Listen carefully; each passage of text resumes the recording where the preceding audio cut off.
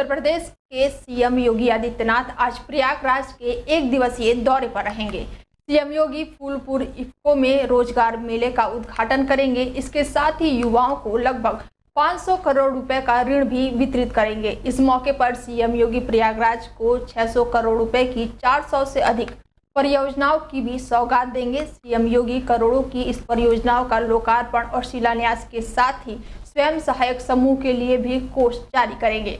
अधिकारियों से मिली जानकारी के मुताबिक सीएम योगी आदित्यनाथ दोपहर 12:30 बजे इफ्को हेलीपैड पर पहुंचेंगे और दोपहर 12:40 पर इफ्को में बनाए गए मंच पर पहुंचेंगे, जहां रोजगार मेले का उद्घाटन करने के साथ ही ऋण वितरण, टैबलेट और मोबाइल वितरण भी करेंगे। इस मौके पर सीएम योगी आदित्यनाथ एक जनसभा को संबोधित भी करेंगे। सीएम योगी की यह जनसभा फूलपुर उपचुनाव के मद्देनजर बेहद अहम मानी जा रही है।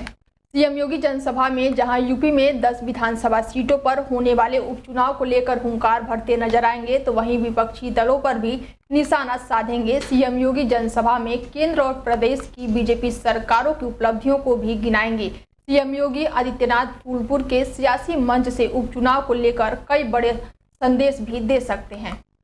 मुख्यमंत्री योगी आदित्यनाथ के नेतृत्व वाली उत्तर प्रदेश सरकार ने बबीता चौहान को राज्य महिला आयोग का अध्यक्ष नियुक्त किया है। समाजवादी पार्टी के संस्थापक मुलायम सिंह यादव की बहू अपर्णा यादव को आयोग का उपाध्यक्ष नियुक्त किया गया है। बता दें कि अपर्णा यादव जनवरी 2022 में बीजेपी में शामिल हुई थी और 2.5 साल बाद उन्हें कोई बड़ी जिम्मेदारी मिली है। बता दें कि अपर्णा ने 2022 में जब उत्तर प्रदेश विधानसभा चुनाव से ठीक पहले बीजेपी का दामन थामा था, तो ऐसी संभावना जताई जा रही थी कि भगवा पार्टी उन्हें चुनाव लड़ाएगी, लेकिन ऐसा नहीं हुआ। इसके बाद कई मौके आए जब अपर्णा यादव के विधान परिषद सदस्य बनने या उपचुनाव में बीजेपी द्वारा उम्मीदवार बनाए जाने की चर्चा चली, लेकिन ये बात भी अटकी हुई भी साबित हुई। बता दें कि बीजेपी संगठन में अपर्णा यादव को बीते 2.5 साल से कोई बड़ी जिम्मेदारी नहीं मिल सकी थी। अपर्णा यादव को यूपी महिला आयोग की उपाध्यक्ष बनाए जाने की अधिसूचना 3 सितंबर की शाम जारी हुई। महिला कल्याण अनुभाग की तरफ से जारी अधिसूचना के अनुसार राज्यपाल आनंदीबेन पटेल ने आगरा की बबीता चौहान को यूपी महिला आयोग का अध्यक्ष बनाया है। अपर्णा यादव के साथ गोरखपुर की चारू चौधरी को आयोग का उपाध्यक्ष बनाया गया है। इसके अलावा आयोग में 25 सदस्य भी हैं।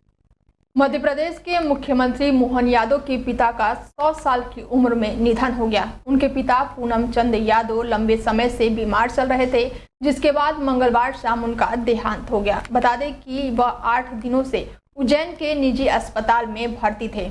अधिकारियों के मुताबिक मुख्यमंत्री मोहन की मां का पहले ही निधन हो चुका है। पिता के निधन की खबर मिलते ही सीएम कैबिनेट बैठक में भाग लेने के बाद तत्काल उज्जैन के लिए रवाना हुए। सीएम मोहन यादव ने एक्स हैंडल पर ट्वीट कर लिखा कि परम पूजनीय पिताजी पूनम चंद यादव जी के देवलोकागमन पर मेरे जीवन की अपूर्णीय क्षति है। आपके दिए संस्कार हमें सदैव मार्गदर्शन कराते रहेंगे।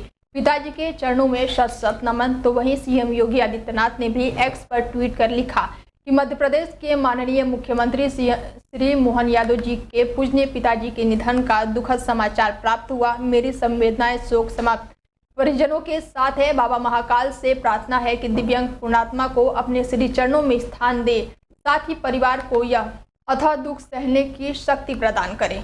बलिया दिशा के मीटिंग में पहुंचे सलेमपुर लोकसभा क्षेत्र के सपा से सांसद रामशंकर विद्यार्थी ने मीडिया के सवालों पर कहा कि अधिकारियों का जिस तरह से रवैया है कि जनप्रतिनिधियों का फोन नहीं उठाना, उससे बात नहीं करना और जनता की समस्याओं से दूर रहना, इस पर कहा कि सख्त हिदायत दी गई है। चाहे जनता हो या जनप्रतिनिधि हो, सबका फोन उठाएंगे और जिम्मेदारी पूर्वक कार्य का निस्तारण करेंगे। अब बाबा का बुलडोजर सरकार नहीं चल रही है, अब बाबा का बुलडोजर थाने पहुंच रहे हैं, साथ ही थानेदार तहसीलदार इसे चला रहे हैं, एसडीएम चला रहे हैं और गरीबों पर बुलडोजर चल रहा है और इसका खामियाजा 2027 में बुलडोजर वाली सरकार को भुगतना पड़ेगा। समाप्त करें, प्रताड़ना समाप्त करें। अधिकारियों के जिस तरह से रवैया है कि जनप्रतिनिधियों का फोन ना उठाना, उनसे बात ना करना, जनता की समस्या से दूर रहना, सख्त हिदायत दी गई है कि आप लोग फोन, चाहे जनता हो चाहे जनप्रतिनिधि हो, सबका फोन उठाओगे और जिम्मेदारी पूर्वक उस कार्यों का निस्तारण करें। अगर नहीं उठता है सर फोन तो क्या होगी?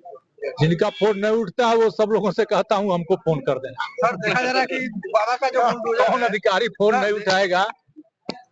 जो बाबा का बुलडोजर है, देखा जा रहा है कि प्रतिदिन ये चल रहा है।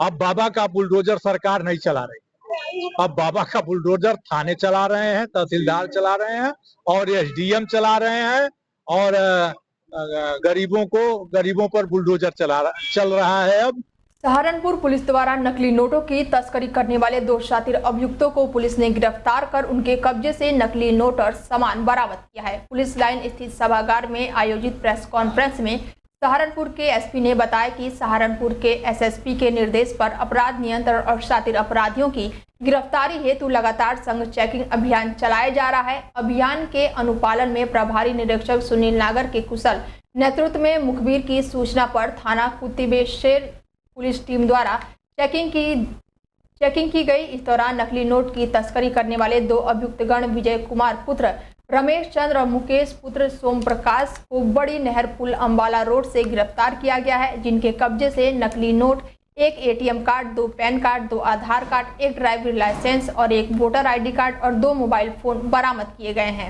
नहीं, बस यही 3 अभी जो स्टेट हैं यहीं पे आया है। यहाँ पे सहारनपुर में भी इनके द्वारा प्रिंटिंग नहीं करी गई है, सहारनपुर में इनके द्वारा सप्लाई की जाती थी और इनके द्वारा अलग अलग जैसे ये मुकेश सैनी पकड़ा गया, इसी तरह और इन्होंने अपने गैंग में सदस्य इंक्लूड कर रहे थे जो क्लाइंट लेके आते थे और उनको सप्लाई करवाते थे। कब से सप्लाई कर रहे थे? पिछले 3 से 4 महीने में ये सप्लाई हुई है, ऐसा पूछताछ में हमें सामने आया। जानकारी कैसे मिली सर कि ये सप्लाई देने वाले हैं यहाँ पर? जी हाँ, कुछ लोगों के पास ये फर्जी नोट आए जिनके द्वारा गोपनीय रूप से पुलिस को सूचना दी गई।